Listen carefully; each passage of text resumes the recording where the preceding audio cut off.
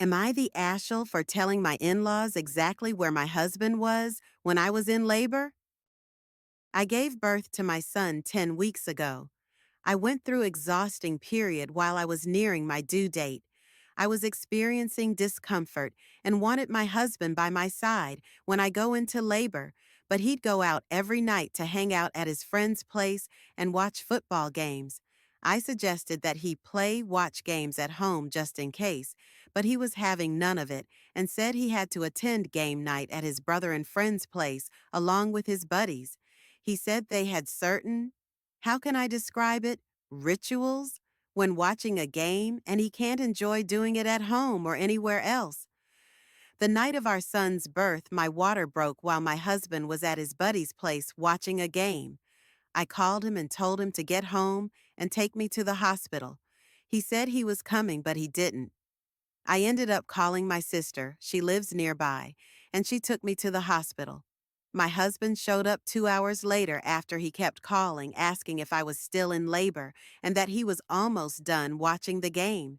He was able to make it on time for our son's birth, but I was furious with him, mad and disappointed. He apologized profoundly and has been working on regaining my trust and respect for him after what he's done. He's otherwise very supportive and involved in our son's care. Last night I was at my in-laws' house for dinner, and we were talking about my son's birth date. My husband suddenly started recalling what happened that night and basically started lying about driving me to the hospital, waiting and feeling stressed out and standing on his feet for so long without food or even water.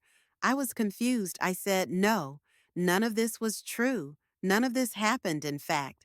He was watching a game when I went into labor, and I wanted him to drive me to the hospital, but didn't show up till 2 hours later.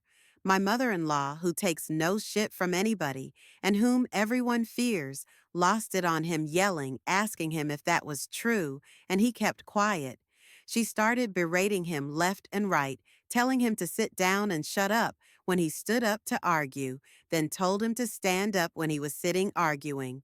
Everyone was laughing at how she basically treated him as if he was a boy in trouble. She kept saying, shame, shame, shame on you. This is not how I raised my children to treat their wives. Jordan, you are a disgrace, and I'm disappointed because of what I heard about you.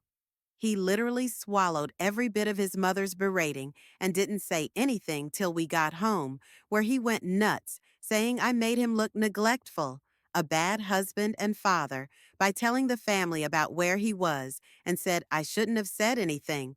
But I argued it wasn't okay for him to lie and play hero in front of his parents. He said I just caused a rift between him and family and asked if I was happy now. Aida, should I have not said anything?